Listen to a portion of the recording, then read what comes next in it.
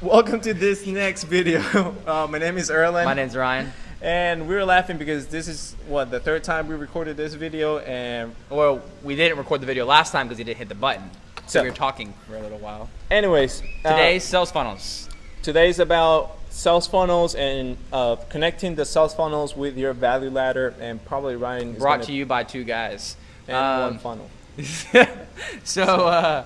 All right, so we talked about value ladders in the last video, and essentially, as it is, again, is getting the micro commitment, getting them to buy some small products, and then slowly scaling it from there. Now, really in a sales funnel, it starts way before the value ladder. In a sales funnel, the initial objective behind it is to get people into the funnel, and really what you need to do, get them into the funnel so they buy at the very end of the funnel. So really the key here is, like, when it comes to sales funnels, you can do it a couple different ways. There are two types of advertising. One is direct response and the other is branding. Direct response advertising is essentially where you do a direct response ad.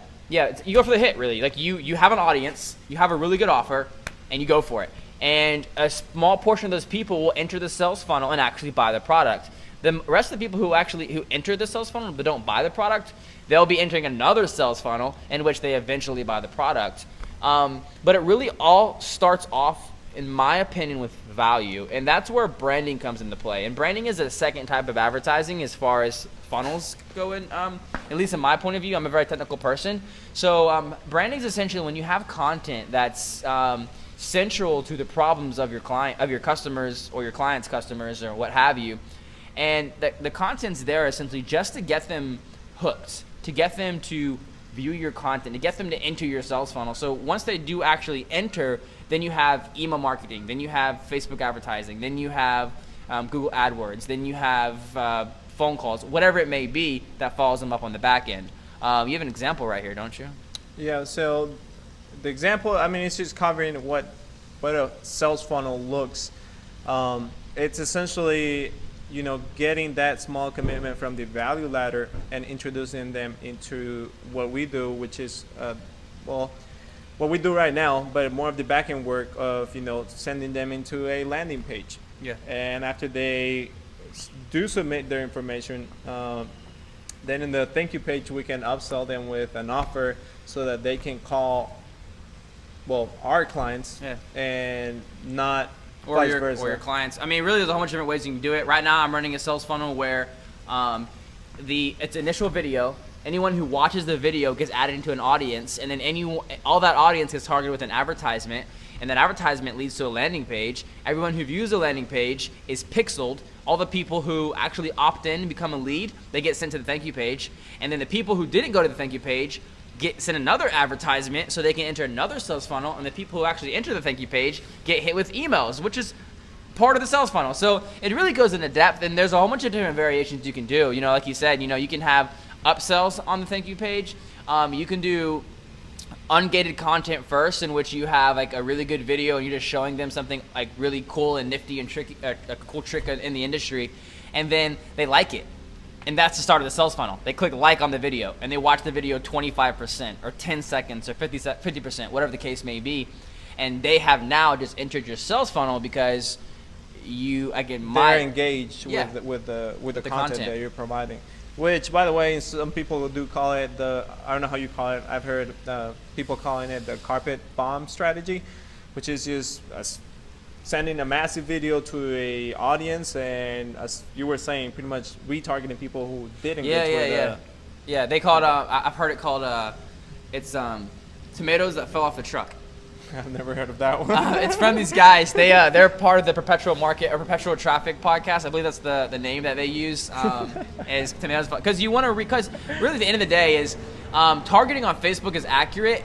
On local level, in my opinion, not so accurate. So it's really cool if you just take a really good piece of content, a video that brings people all the way from awareness, all the way through to making a decision, you put it up there, and everyone who watches the video, 25% is an audience. Everyone who watches it, 50% is an audience. Everyone who watches it, 75% is an audience. 95% an audience. Those people are making a commitment of their time, which classifies them as a prospect. And then you can do what he says, retarget them. Yeah. What does retarget mean? So retargeting in the Facebook advertising or sales funnels, I guess, Essentially industry yeah.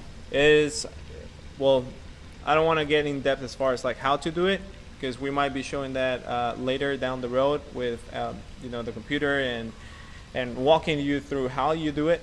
But essentially, you go into the audience part of the business manager, and then you go, or you make an audience out of people who have watched a video, and then you simply choose like what the percentage that they watch from that video. Yeah. The point of retargeting is essentially this. Oh, the point. Yeah, I mean, we're like so what is retargeting? Retargeting literally is like what it sounds like. You want to target someone or retarget someone who previously engaged with something that you had put up, whether it was a post, a video, an advertisement, what have you. And you can go and create audiences, like he's saying, in the back end on the business manager, and put another advertisement in front of the people based upon certain metrics that you choose. And that's very important because on the TV, if someone watches your entire advertisement on a TV, you don't know it. No way. Yeah, you have no idea. Way to retarget people. There's no way to say, okay, they watched this, let me go and show them another advertisement. You can't do that. But on Facebook, Google, Pinterest, you can retarget, and YouTube. Yeah. People who watch particular pieces of your content, you can run them other pieces of content or some kind of opt-in, some kind of lead gen, whatever it may be, really. Go for the hook. Yeah. Right. What's it? Jab, right. jab. Yeah. Jab, hook. Right. Jab, right hook. Jab, right hook. Whatever. Point is value, and then retarget. Yep. So that's pretty much that's pretty much everything we have for this video. Just talking about how you connect the sales funnel with the value ladder and why it is important, and you know, we hope that everything is connecting for you, because that's what we normally explain to businesses. That's what we revolve around. That's what we do, and without having that knowledge, then there is no point to marketing in general. Yeah. Then it's just simply, you know, people normally think that it's just throwing out offers out there. That's what. Or doing some kind of giveaway or contest. Exactly. It's, it's not that simple. Like, there's a lot more that goes behind it, and you can't just expect to run an advertisement and it to work. You really have to get to know your customers, and you really have to build funnels, Or, I mean, it could work technically, but yeah. if it's someone who's already engaged, as we were saying, or, you can get for example, if you do a contest or a giveaway, yes, you can get 1,000 emails, but what do you do with those emails? Like, you retarget them, Exactly. Which is part of a funnel, you or go. like I said, you can't obviously always do a new giveaway every single month, but if you have the right kind of content, that's the beginning of a sales funnel, you can do that sales funnel for an entire year. Exactly. If it's good enough. Exactly. But that's it for today. Really appreciate it. Again, this is Erlen. Ryan. And we hope you enjoyed this video. If you do, please hit the bell down or under Brian. And if you have any questions about what we talked about, please leave them in the comment section. Please like the video if you also like the video on what we're talking about. Just so that we know that you're actually enjoying our content. And that's pretty much it. All right, guys. See you in the next video. Take care.